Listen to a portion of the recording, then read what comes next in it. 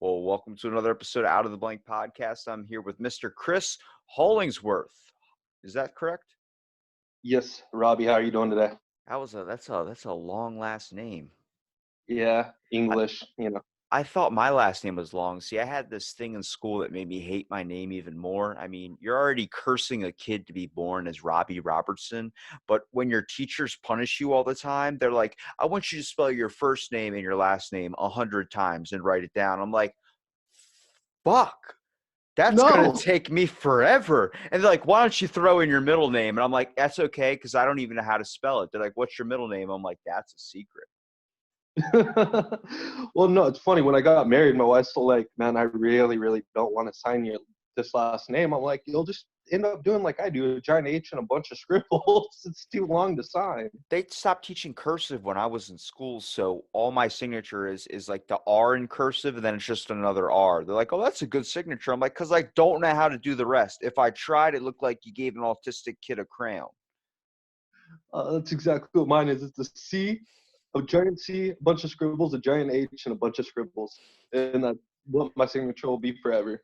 Don't worry. If I ever have to sign anything, it'll be easily falsified if someone tries to steal my signature. Now, when I walk into grocery stores and like, "You want to sign for something?" I'm just like Chuck Norris on it.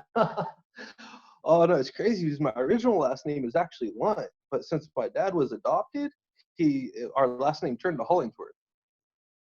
So the English is Hollingsworth, Lunt is Norwegian. So my real heritage is down in Norway, I not had England. I had a friend of mine. He transitioned from a girl to a guy, and he changed his Okay. name legally. And I was like, your name's cool, but you didn't want to change like for a different last name, like something manly, like Jake Thunderbolt." Like I would be totally going and abusing that whole just court system in general. Like I want to be known as Beowulf Johnson the Third. They're like, "What did you just say?" I'm like, "Yeah, say that 3 times fast. You're pulling me over, and you see that on my license. You ain't pulling me over anymore." It's funny because I have a cousin that's transitioning. She's a female turning into a male, and she's transitioning. And I was gonna, and her name is Lucy, but she goes by Lucas. But I'm like, that's such a boring name. Figure it out. There are some names that are like distinctive guy names. Like if you said Robbie, it's mostly probably a boy's name, but it can swing a little bit to the female side. Like I remember my parents telling me, "If you were a girl, I would have named you Raven." I was like, "Damn, I would have loved that name as a guy." It sounds all mystical and it reminds me of that old school show, That's So Raven. I remember that. My yeah, and Chris is one of those names that could go either way too. Because like if a girl's name's Kristen, sometimes she'll go by Chris or Chrissy Or Christina. or Christina. So it's like either way. Those could go both ways too. Oh no, it's just Well, you know what? I think we've talked about the names a little bit too much, but let's talk about the man behind the name, and that's you, Chris. So, what exactly do you do? Either if you want to say professionally or what you do for fun. So professionally, I am a pit master and a chef. Out of work because of the stupid virus thing, unfortunately. You can But still for put a fun, pig in the ground, right? You could still just dig a yeah, hole and I shove still it. put a pig in the ground. I still go in my backyard and turn on my grill or my smoker on a daily basis. Still cooking on a daily basis at home. Going to be opening my restaurant in about 5 years, so it's not really that big of a deal. It's just unfortunate.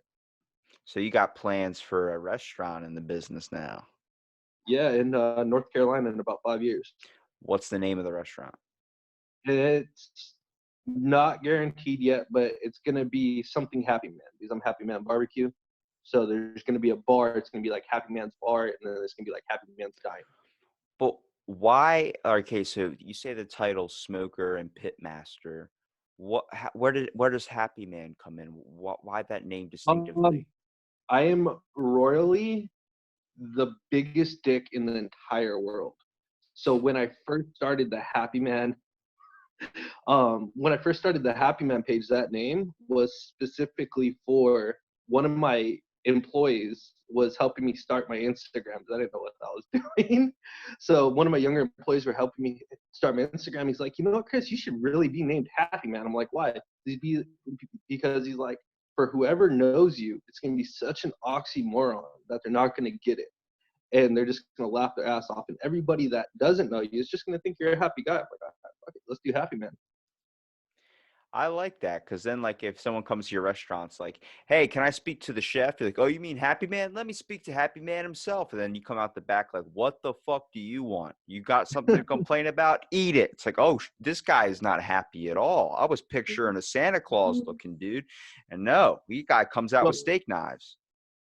by far the Santa Claus looking guy, but it's um it's a good thing. It's fun. It's kitchen stressful, but that's why I prefer running the restaurant more than being in the kitchen.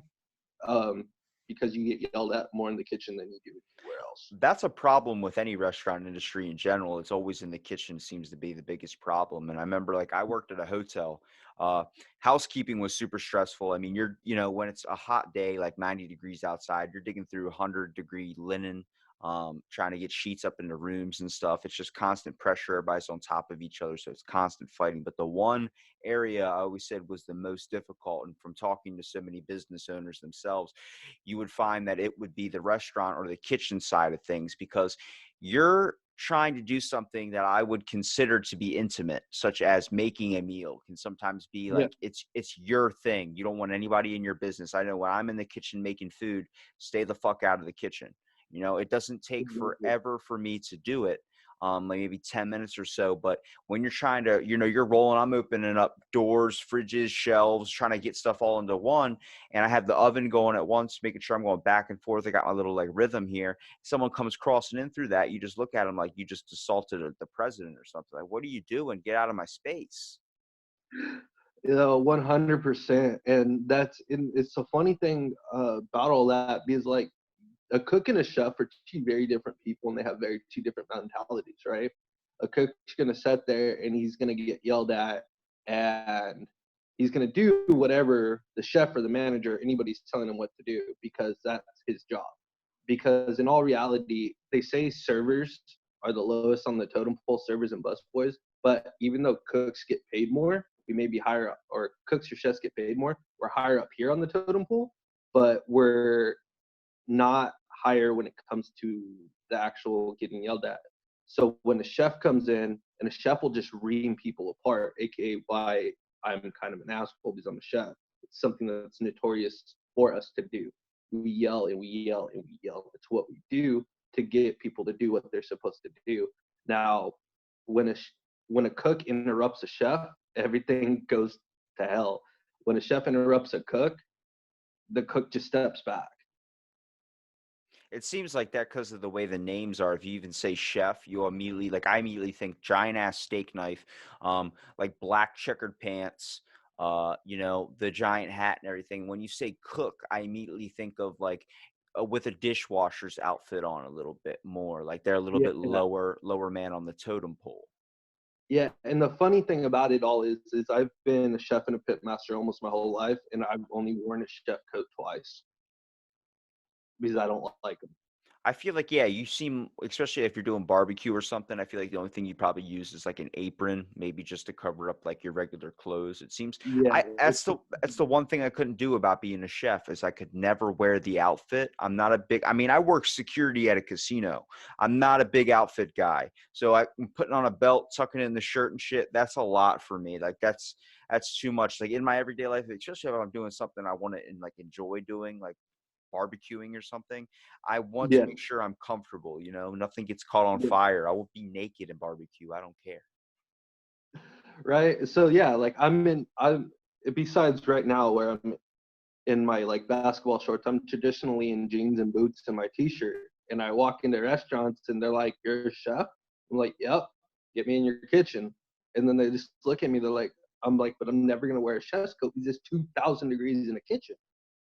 Yeah, it's like Literally, like why are I'm 120. surprised more people in the restaurant industry aren't naked in general. I mean, you know how fucking hot it gets in there. Like on winter, it's amazing because you're super hot. Then you go outside, get a cigarette or something. Next thing you know, you come back in, you feel good. But man, I'm telling you, on those summer days, I'm inside. Like I remember they used to give free lunch at my hotel, and sitting there, and it was a hot ass like 98-degree day, and they brought fucking soup, hot soup. I'm like, what? What are we doing here? Where's the cold subs and stuff? And then, like, even during winter, there was no hot soup. It was all cold meals. I'm like, you guys are completely backwards from how it's supposed to be. Yeah, like no one wants to eat a 100-degree bowl of soup in the freaking like, when it's 200 degrees outside. Get that heat stroke. Holy crap. Oh, dude, it's terrible. I hate the heat. Like it's surprising because I've worked in the kitchen my whole entire life, but I hate the heat. I put like frozen towels on my head when I cook. I could see I don't mind the heat. Like I work out a lot, so like I come with like a low percentage of body fat. So like I'm cold freaking all the time. But honestly, I'd rather be super cold than super hot because when you're just sweating all over the place, it's just you're miserable, dude. You end up getting a pool of ass sweat so bad you could fill up a kiddie pool with it. Like it's just not fun. Yeah. See, speaking of gyms, I work out all the time. There's my gym. If you can see it. You're lucky, Um, dude, especially in this isolation thing. Nobody can ever go to a gym. Thank God I got the key to mine or I'd be off. 100%. But I'm still a fat ass because I eat a lot of food. But there's a term: never trust a skinny chef.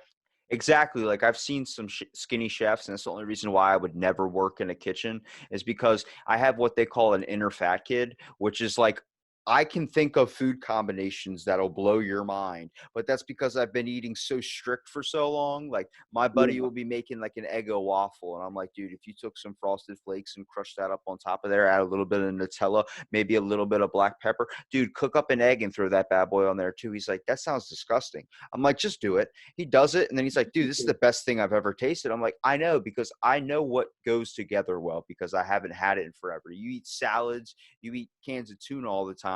You're going to be very creative when it comes to someone else's food. If I walk by a Domino's fucking pizza, it's over.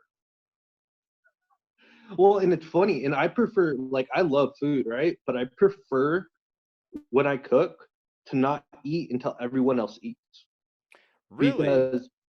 because something you might not know about most chefs, most cooks, they prefer they if it's truly your passion, your life, your livelihood, everything that you do, you want to see the smile on the other people's faces before you eat your food because it's like they're the ones that are really telling you if your food's any good or not. You can taste your food and be like, oh, it's not that. I'm very overly critical of my food, so I'll cook something and everyone will be like, it's phenomenal, but I can take a bite and like, I forgot this. I didn't cook this long enough. This should have used another hour on the barbecue. This should have used another 5 minutes on a grill. I'm overly critical. This should have used a little bit more salt, but everyone else is like, so as long as everybody's else jaws drop, I'm fine with it. But so that's why I always eat last. I think that's with anybody that when you're making something, you could tell the flaws in it. Like even with our buddy David who does way hot sauce. Yeah, Um, he even like if you don't add a certain ingredient, if the little batch is a little bit off, he'll tell you like his hot sauce is pretty good. His Grim Reaper one yeah, had me at a point at one time. I was like, oh shit, that hit me a little too hard. But like if he missed a certain ingredient, he could tell, but I wouldn't be able to tell. yeah. Like, and it's crazy. He makes crazy hot sauces. I had that. I tasted that Grim Reaper. I'm sure you saw the video. And I'm like, oh, it tastes like tomato sauce until I stopped the video, and then my mouth was just on fire.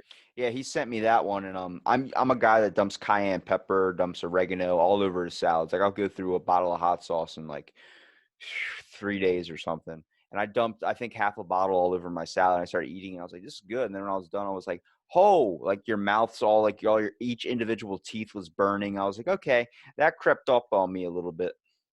It's like I got new taste buds now. It's all good. Yeah, my tongue's gonna die, but I'll grow a new one. So when we talk about barbecue, though, where did the initial inspiration come from? Like I can't like for me, I live in a beach town, so it's constantly fish. We have one place that is open. It's called Smoker's Pit. Okay. It's got what every barbecue chef seems to have as their logo. It's a freaking pig wearing an apron with like sunglasses and a cigar in his mouth or something. But The traditional, everybody has it. I never had it before, Smoker's Pit, and then I remember my buddy from Baltimore. He's a giant redneck guy, hunts deer, gets the deer jerk, he does all that, the 9 yards. And Yeah. he bought a smoker and he was teaching me a little bit about it. He goes, "Ooh, when Smoker's Pit opens up, I'm going to teach you some real barbecue." I'm like, dude, I don't even eat red meat. So like barbecue's just out of my thing.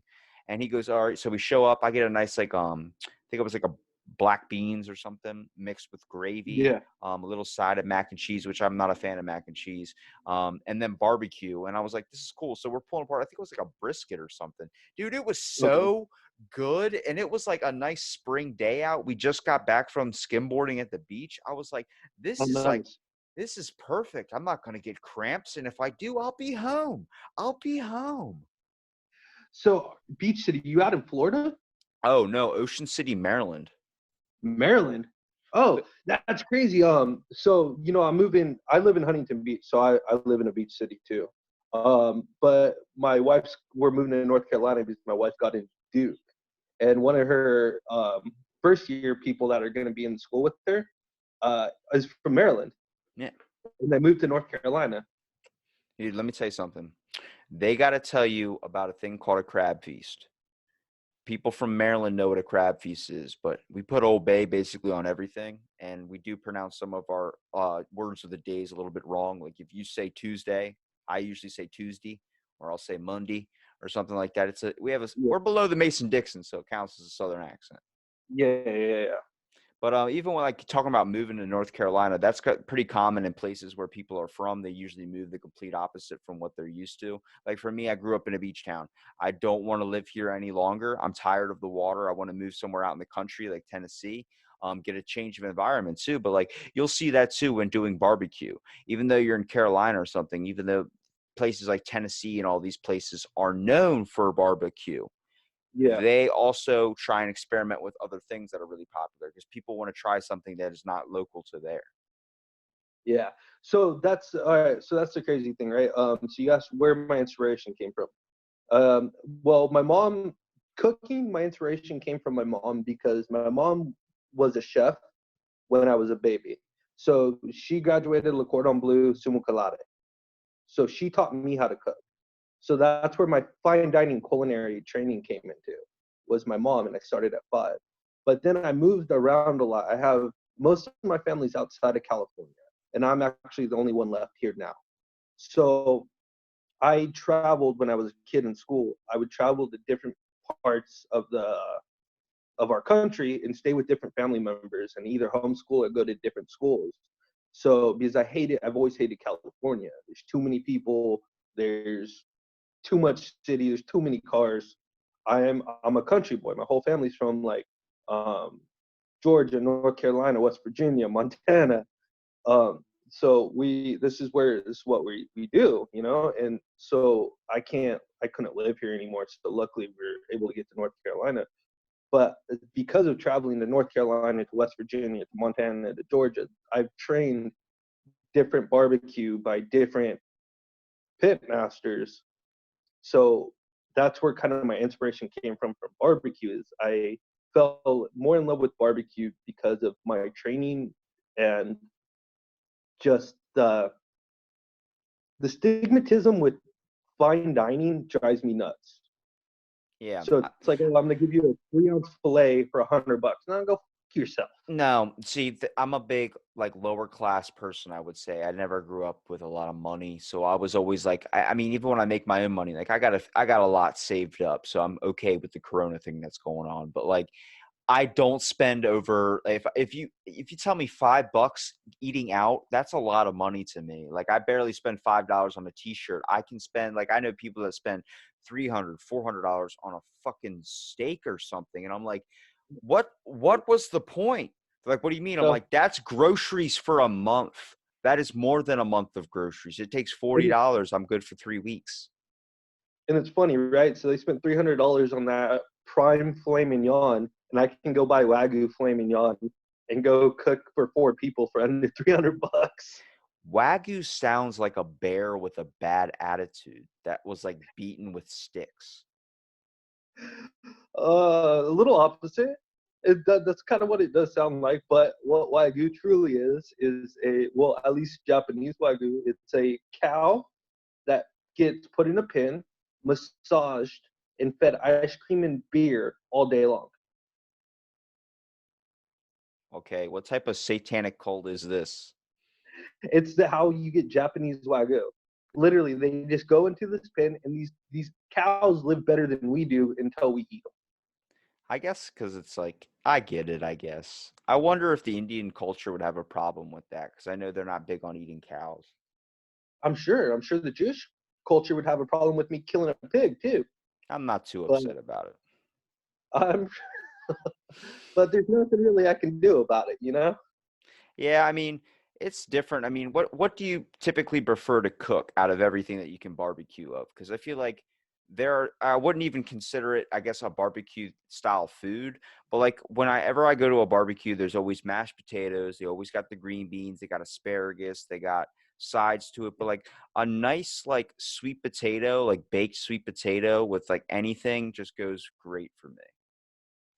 Yeah. So for sides, I love essentially macaroni, which is one of the things you don't really love that much. It's the cheese, Um, dude. It's too slimy. Too slimy. okay, well you gotta eat my macaroni, and then things change. I'm telling you, people eat my food. People are like, oh, I don't like ribs. Eat my ribs. Okay, they eat my ribs. Oh, I like ribs now. I'm not gonna like anybody else's ribs, but I like your ribs, Chris. Well, no fucking shit. I like ribs. I mean, they're very like see red meat's just a problem with my stomach. If I eat it, I won't go to the bathroom for a long time. So like when I do eat red meat, I'm like, all right, it's got to be like a small little bit. But like nobody told me when I was a kid that ribs have a bone in it. So I bit right Um, into that sucker full on. And then like just oh, a few years ago, I had a Haitian woman. She made me she like I helped her with her job because we work in the same profession at the hotel, but I was cleaning up her rooms, helping her get towels and trash and everything. She's like, I'm going to make you a big meal, feed your whole family. I'm like, don't feed my family, feed me. So she brought in goat. I never had goat before, and I didn't don't do that. understand that a goat has a bone in it.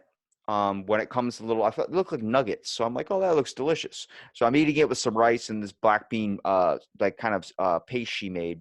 And I bite into Yeah. this thing, and all I hear is two teeth crack. And I'm like, yeah, that's why I stick to fish because there's nothing fucking in there for me to break with my jaw on.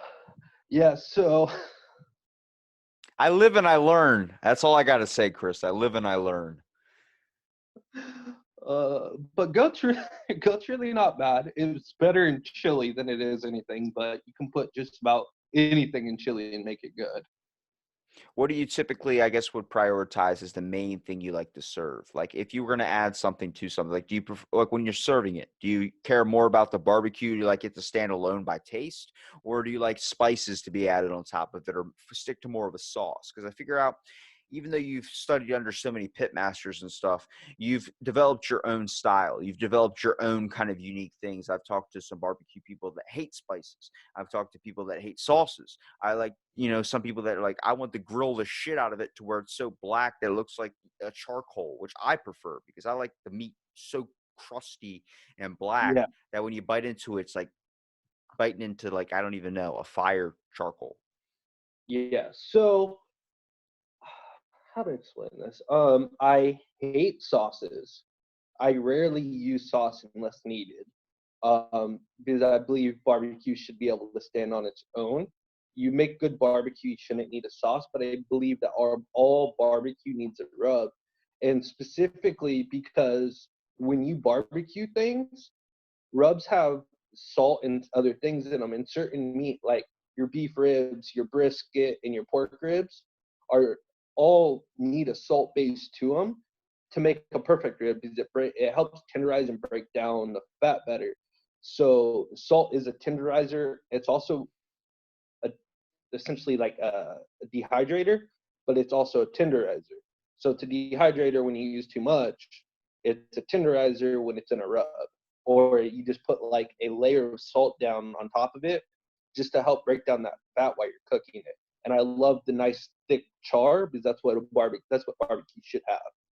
Yeah, when I look at barbecue sauces, I'm like, this is stuff you put on food that isn't barbecue, to make it taste like barbecue. Like, oh, I'm eating a fucking salad. Let me put some barbecue sauce on here so I feel like I'm not eating healthy. That whole thing. But like you put barbecue, I know people that dump it all over their ribs to the point like I hate that about ribs. That's why I never really eat them is because when you grab them, it's like there's so much sauce on it. It's all over your fingers. Next thing you know, you got like it on your forehead. You got it on your car keys. You got it on the walls. It's like, how the hell did this happen? How did it get on the ceiling? It's like, I don't know. It just happens. But I'm like, I prefer when I grab a rib or something to be just plain, maybe a light little glaze on it, but enough to where I don't have to sit there and be like the guy from the Doritos commercials where he's sucking on his fingers. Like that's too much.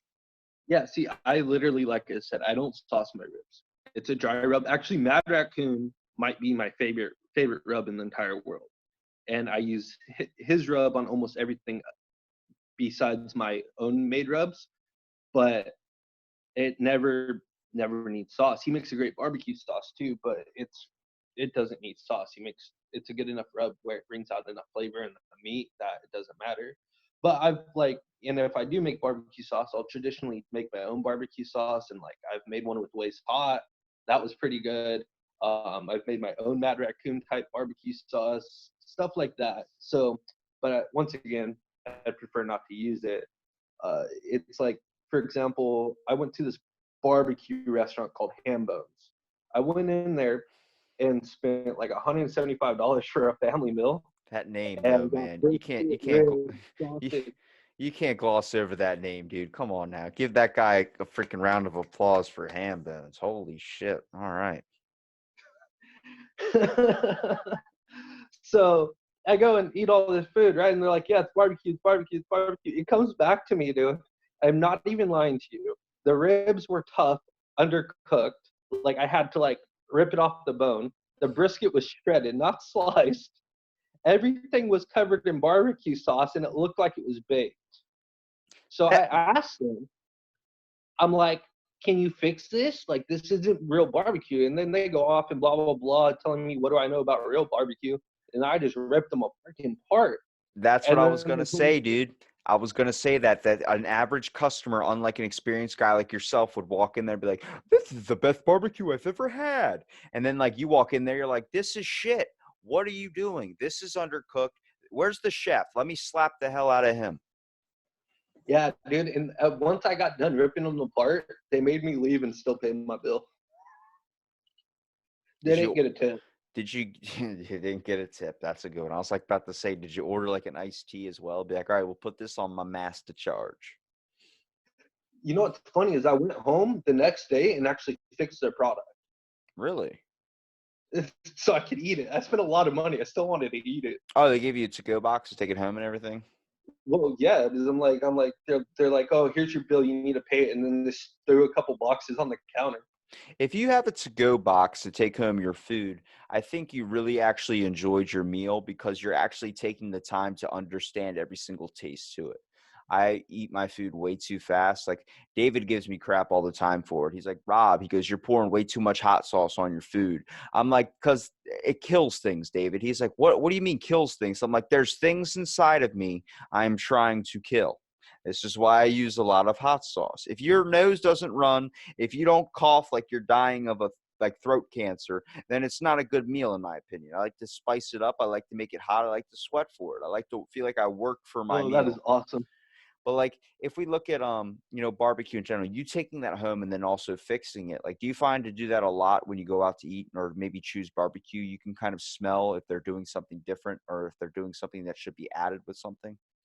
So I got to be honest with you. I very, very, very, very rarely go out to eat, especially for barbecue.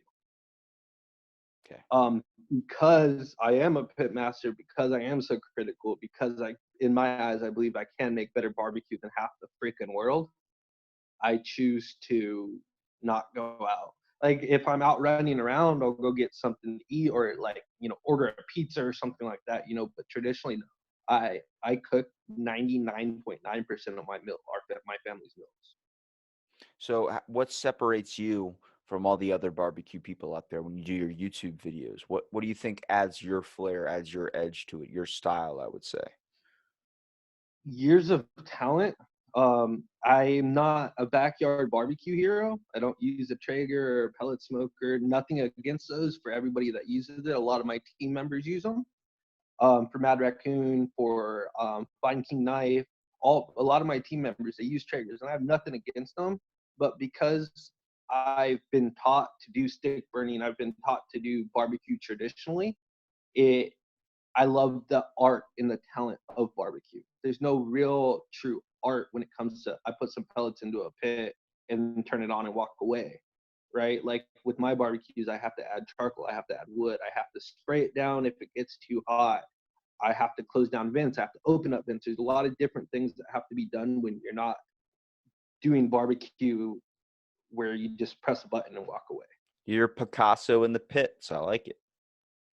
So that's, and like I said, nothing against anybody that's using Traeger. I got a lot of good friends that use them. And nothing against Traeger. It's just not my forte. Well, there's the thing too. Like I remember when I started taking photography at one point, like I was just doing a little bit of like average Instagram pictures on my cell phone or something, but they would be really nice pictures, really good angles, really good shots. And I got my buddy into it.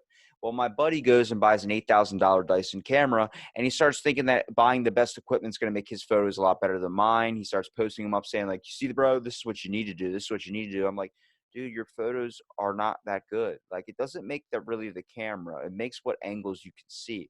And I think that's like that with barbecue too. You can have the finest equipment. You can have a DVD attached to your fucking grill if you want. But honestly, it's not going to make the food taste better. It actually might actually hurt it.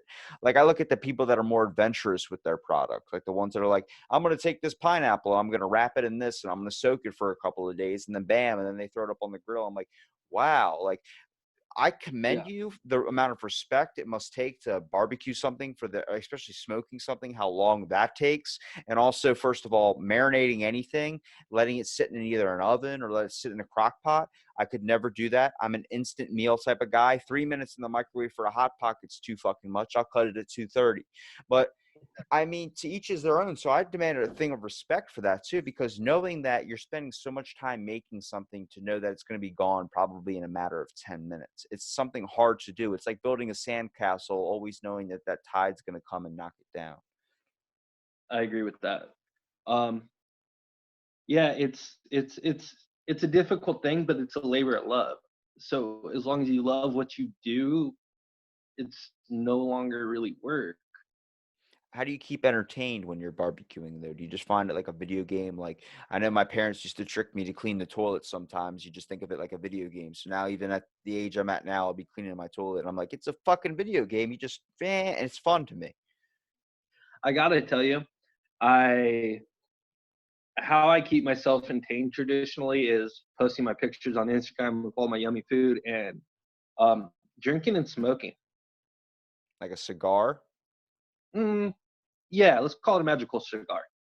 Oh, the Green Dragon cigar. I got you. Yeah. So that's how I keep myself entertained while I'm cooking all day long. And I play with my dogs. God bless you, man. I would forget so much shit if I was doing that while barbecuing. I did that once and I boiled fish and I came downstairs naked. I forgot what I was actually doing. Came downstairs naked and I had the handle turned like to where it was pointing out to you. And Yeah. I bent down to pick something up that I dropped in front of the stove and I came up and the thing, my shoulder hit the handle and water, you could hear tip out and it hit the flame and go, tss, and I'm naked. So I'm like, I better put clothes on. So I went upstairs and put like 5 different jackets and 6 pairs of pants on. I was so scared for the rest of the week after that. Yeah, I've lived a damn it. crazy life, Chris. What can I say? Yeah, the only time I really forget things isn't with the Green Dragon, it's when I finish a bottle of moonshine. That'll knock you on your ass. The whole world gets forgotten at that point. I've done that a few times and burnt the hell out of my food and had to trash it, but it's okay. There's a bit by a comedian named Bo Burnham. And I don't know if you've ever heard of him, but he's got a thing about when you come home high versus when you come home drunk. And he's going through the kitchen when he's like drunk and he's just like sloshing around, slapping all the shelves and everything. And then he goes then making a peanut butter sandwich when high. And he comes in and he starts looking around the kitchen and it's like this, like it's suspenseful music playing and he's grabbing everything and he's like doing these giant moves. He grabs like a knife with peanut butter on it. And he goes, and like slam dunks it like that onto the thing. And it's like 15 minutes of him just over dramatically making peanut butter. Then he goes to put the butter back in the shelf and he looks at it, opens it up. It's like an imaginary thing, just starts pulling it out and eating it. And then all he hears a door open up and then his mom comes home. She's like, "What are you doing?" what's behind your back? He goes, nothing. He goes, is that, he goes, it's peanut butter. And he shows it to her and she goes, that's mayonnaise. And he's like, what? And she's like, you've been eating mayonnaise. I'm like, I've been that high before. Trust me. That's why I could never do it by doing barbecue. But like, even when you talk about doing a moonshine, for instance, like that's a stereotypical thing when you're doing barbecue. It's always some like hardcore whiskey. It's always something like that. It's a great thing. Even Smoker's Pit, they were selling like hardcore alcohol, hardcore liquor. But like like when you're setting up your own restaurant that you plan on doing soon or like in a couple of years, what are you typically going to style it like? Because what this Smoker's Pit in my area did, we live in a beach town, so everything's kind of concrete buildings, apartment complexes. They did it like an old farmhouse. And I think that's what really brings into the thing, because when I think barbecue, I think fire pit. I think all the times I went camping with my dad and got to enjoy, good stuff on the campfire, that smoky flavor soaked in. Yeah. So since the restaurant is gonna be, my plan is to be like a barbecue diner, because I just don't want barbecue food. Because not everybody loves barbecue, and some people get over it, and some people want to like, maybe like dad wants barbecue, but mom wants to go to a diner to get like a chicken wrap or something, right? So I cross over like a little mom and pop diner with a barbecue restaurant. So I'll serve both, and I want to do what country chic, I think is what my wife said she wants to design it as. I don't know. She's gonna design it. I don't design stuff, I just cook it. That's a good way to live. I'm all about the designing. Well, hold on a second. You can't say you're all about the design and all about, or you can't say you're all about the food, then not about the design. Have you seen your Instagram photos? Like, holy shit, that's a design if I've ever Okay, seen one. okay. My food design, I'm very big on. It's like you're Woodworking designs, I'm very big on. Like I'm you're making cutting boards, stuff like that. you're Zoolander with freaking barbecue, man. Like I've seen some of these photos, and I'm like, did this just come out of one of those food magazines, whatever, like Food TV? Like Rachel Ray comes in, it's like, here's how you make this. First, you're gonna add this, put it in the microwave for 30 minutes, and then here you go. And it's like, what the hell? I'm still on step one. Where the hell did you get that from? You said it cooked for 4 hours. How did you get it so fast? Like, oh, we already had it pre-made and pre-cooked and ready for you. I'm like, how do I know if you followed all the exact steps? I've been lied to before. Well, exactly, right? So that's the cool thing. When I moved to North Carolina, I've been waiting to set up all my new equipment, because I have a whole bunch of new equipment, new cameras, new light bars, um, fucking new grills and new smokers. There's my Longhorn Oklahoma Joe, new pots and pans, and I'm gonna be starting full-blown YouTube videos on how to cook, how to barbecue. And it won't just be barbecue. I will be doing everything from fine dining to barbecue. I'm probably gonna put it down as ethnicities. Like, so this month will be Spanish. Next month will be Israel. Next month will be the Netherlands. So that's What kind of what I'm gonna be going at. what would be your most memorable thing when it comes to barbecue? Like, I'll give you a quick example. For me, when I was a kid, probably around 11 or 12 years old, I used to go camping with my dad all the time. But around 11 and 12, I actually decided to understand the cooking process of food rather than just making a marshmallow in the fire. My Yeah, dad's the type of guy that takes a marshmallow, holds it over the fire, and for like an hour, he's just rotating it until it's all golden brown. That type of guy. That's savagery in my land. I prefer to just stick it right in the fire and then just take it out, blow on it, and then eat it. Well, I remember yeah, when he was making corn on the cob, hot dogs, burgers on top of this campfire. It was a crusty little grill, so he took tinfoil and laid it out on top of it. It's the one the campground already gives you. We threw yeah, these nice wood, get the coals burning real nice. He puts the tinfoil, wraps it around on top of the food, and lets it soak. He waited till the fire died down real low, and he had that thing cooking for probably an hour. I'm like, Dad, I think it's long enough. I'm hungry. He's like, trust me. Dude, we get this thing opened up. He sets this burger that's in this tinfoil right in front of you. You sit there and you open it up, so you have to put it on your patty. Let me tell you yeah, something, dude. That's pure ecstasy. I opened that thing up and I felt like I just opened up fucking Pandora's box or Victoria's Secret underwear drawer, because I was like, oh, he's like, good, right? I'm like, I don't even want to like do anything on it. Like I just don't want to. I don't want to even soil it with a bun. He takes a nice bun that he baked on the a freaking oven fire too, man. Like got it to where it was nice and a little bit crusty, not too soft, not too hard. But he puts it there, puts that on top of there. I'm like, I'm not even gonna put tomato on it. Don't need to put ketchup on it. Freaking, my dad knows if he cooks food wrong, I'll dump ketchup all over that shit. Yeah. But he did made that burger, and I swear that with a nice baked potato and a corn on the cob, get your life together, son. If I get to heaven and at the pearly gates there's that offered up to me, I'll take that. I'll sit outside the pearly gates and eat it. I don't care. I'll pull up a stool. Uh, right? I agree with you with that, because when food's that good, it's just that good, and it doesn't have to be something fancy to be that good. I think it's about the Which is time and really the cool. effort that gets put into the food. I mean, if you really care for your food like you say you do, you put in the amount of work, you put amount of criticism, especially on yourself, which is very, very hard. I mean, if you want to relate a little bit to like my fitness aspect, the reason why I work out so hard and the reason why I do that is because I'm very, very critical of myself. I'm not critical of others, but I'm very, very critical about how hard it is to work out. And I believe that's the same thing with being a chef. It's a gift and a curse. It's a gift you Yeah. keep working and you keep improving yourself, but as a curse it's got to be like, damn man, like I can't enjoy anything. I can't sit down and eat my meal because this needs a little bit of salt, this needs a little bit of this. Well, in all reality, being a cook, being a chef is truly, anyone can learn it, but it's a God-given gift to be amazing at it. And I'm not saying I'm amazing at it. I got a lot to learn. I know people that can outcook me when any day of the week. I'm nowhere near Chef Ramsay or anything like that.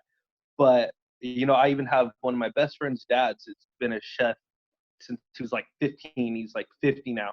That guy could outcook me any day of the week, and I idolize when I look at him and cook. My mom was the same way until she stopped. I could outcook her now. But what was I getting at? There was something I was getting at with all of this. Your most memorable. Most memorable. All right, so most memorable was about 5 years ago. I was 20 when I was my 25th birthday, actually, and it might be interesting that it was so late in life for my most memorable barbecue thing. But it was my 25th birthday. I got a group of the friends to come down. Friends came from Oregon, from uh, Missouri, and somewhere else, and then all through California, right? So I went out and spent, I'm not even lying you, $600 on meat. I bought a Wagyu tri-tip. I bought some ridiculous prime beef ribs. I bought some pork belly from some fancy farm. I just went crazy, and I just literally sat there, and all we did was drink and sit in front of the barbecue, watching this food cook the whole time, and we're just all sitting talking, just having a great time. And then I literally get the food off the grill, slice it up, take a picture. No lie, before I could even touch the food, it was already gone. How? The guys just went and after I Oh, sliced it all, the okay. guys just went and slam it. I thought like it was something like I do, like if I accidentally leave it too close to the side and a dog comes over and grabs it, you're like, son of a bitch, like that's Wagyu. I had to beat that bear for 12 hours with a stick. Yeah, no, and I've had my big old. I have 4 dogs, but my big bulldog is notorious for jumping up on the counter. He's taking down shots of tequila. He's taking down carne asada. He's taking down a bottle of whiskey. He's drank one of my beers. Anything that dog can get off the counter, he'll eat or drink as long as move it's mine. move the booze to a higher shelf. Dude, and like so I got a story for you. I was out in Arizona. Me and my wife lived in Arizona for about 5 years. She went to ASU out there. I bought a house out there. We had some friends come over. I cooked, no lie, like 4 pounds of carne asada. We pour a bunch of shots. I go outside to go smoke real quick, me and my buddy, and then we're gonna go back inside to eat. We go back inside to eat. By the time I'm back inside, I'm not saying this is longer than 5 minutes. All the carne asada was gone. The shots were dumped down and licked off the floor. Luckily, they were plastic glasses, plastic shot glasses, so my dog didn't like cut his Die. tongue open. Cleaned the floor of tequila. This dog starts walking, ends up falling over in my living room and just dropping. Couldn't move. And I'm like, "Are you okay?" I've seen very few things when it comes to the stupidity of a dog. I had a little like a Maltese, and I had another Maltese poodle. Well, one of them's name was Rio, and my dad stuck a microwaved hot dog, like put it in the microwave for like 7 minutes and walked away. And I'm like, that's a lot of time for a hot dog. And Yeah, it is. he opens it up, and when he opens it up and he grabs it with his hands, it burns him, and he drops it. And my dog, as soon as it hit the floor, ran up, and she's small. She ran up, scooped the whole thing in her mouth, and swallowed it. All you heard was this dog roll on its back and scream like somebody was murdering it, just screaming for a minute straight, like, ah, ah, ah. My dad's like, I don't know what the fuck to do. I can't pull it out of her. She swallowed it already. I'm like, you just got to let it burn, dude. See what happens. It's like I do the same shit when I put pizza in the oven. You know, when I pull it out and I take that nice first bite, roof of my mouth is already fucked. I got one for you. My little English cream golden retriever, she's 6 months old right now. About 2 months ago, I had a sandwich in my hand. She jumps up, grabs the sandwich out of my hand, and runs away. That's when you're like, is the SPCA taking new volunteers? Is anybody looking to donate something? Because I don't want to have this in my life anymore. Uh, but it's like, and it's sad because she's so freaking cute. I literally cannot get mad at her. It's I like the most adorable dog I've ever had. And I'm like, I really want to yell at you like I do my big boy and smack you, but you're I too damn cute. I get it. My buddy owned Newfoundland dogs, and one of them's name was Diesel. So he's 160 pounds at the age of a year and a half. He's about Holy standing up, shit. yeah, standing up on his hind legs. He's about probably 6'4", 6'5". So he towered a little bit over me. But I'd be sitting there Yeah, in the kitchen making like eggs or something, and like you would see him pop around. And he would just look at you, and he would have his moments where he was too out of energy to where the point he'd just look at you and be like just kind of like the head nod. But then he would have his moments where he'd be like a little bastard, and he would sit there and look at you and start barking like, come on, let's play. I want that. Let's play. I'll play you for it. And I'm like, no, no, no, man. Come on, seriously. So I'll be flipping eggs or something. He just runs, does this little leap thing, takes both of his paws and slams me right in the back. And I slammed my arms right on the stove top, dude. Burned myself on the side. I was like, son of a bitch, man. But like, I get it, dude. You know, pets are fun, but when it's around barbecue, it's like, sorry, but I spent a lot of money on this food, and I don't care about you that much. You'll be my new jacket. yeah, dude. Just dogs. They're shitheads. That's all it is. They're lovable companions. But if I had to ask you, what's your worst accident you've ever had in the kitchen? I've said I just burned my hand on a stove when a dog pushed me into it, but I've also slammed my hand inside of a George Foreman, and that does not fucking feel good. So worst worst injury in a kitchen. I don't know. I can't. I've burnt myself many times. Really can't call that the worst injury. Probably taking off the tip of my thumb. For people that are watching this video, I just looked up really, really crazy because I'm surprised we didn't get to uncover this until the ending of the episode. This is something you tell us out in the beginning, like, hey, did you know I almost cut off my thumb one time, or I actually did cut off my thumb? Hey, man, I've literally cut off the tip of my thumb. I have scars all over my hands from legitimately cooking. I have no feelings left in my fingertips. I can pick up a 200-degree brisket without burning my hands. Yeah, it's just so worst injury. I can't really tell you because I've had a ton. I fried this arm where you see the tattoo. You can see a little bit of a burn right there. I burnt that whole entire arm from pretty much my wrist to my elbow, covered my tattoo. Luckily, my tattoo healed over enough, and my wife's a burn nurse, so we were able to take care of it instantly. See, But yeah, I that's what scares me, dude. Is I one thing I hold crucial out of all my perceptive skills, besides like sight, hearing, taste, touch. Touch is my all-time favorite. If I lost that, I don't know what I would do. Like even when I burn my hands, sometimes I get scared. Like my hands are so calloused from working out all the time that like yeah I can handle anything on top of them. I could touch a stove thing. Like I remember one time I got so high, my grandma was pulling stuff out of the oven and I wanted to help her. So she pulls out this tray and she's like, go set that on the table. And she thought since everybody had gloves on, grabbing the food and carrying it over, I did too. So I go, okay. I grab it, just start walking over to the table and put it down. And like as I look, my hands are all like a little bit like smoking a little bit. I was like, ow. And like that's when I noticed it is after I dropped it. But like still, burns happen so much too. Like that's what you got to be careful about, especially in the kitchen. That's why I said it's so intimate, because you got people going around you 24/7. It gets dangerous for everybody. Yeah, and I've done that as a professional chef, dude. To picked up something, me knowing it's hot, pick it up and like, oh, like right out of an like cornbread right out of an oven, right? That's still too hot for me to touch. I pull it out of the oven and end up dropping the cornbread all over the place because hot shit's hot. That's actually a term you'll hear in every kitchen. As soon as you say "oh fuck," you'll hear every cook, every busboy, "hot shit's hot, dumbass." Dude, you tossed out cornbread. That's making me hungry as hell. And for people that are listening, let me tell you something. It is around lunchtime for me, and I'm already thinking of a nice thing of warm, crispy biscuit, dude. You tell me about a nice, warm, crispy biscuit. You can't beat a barbecue meal without a biscuit. No, biscuit or cornbread.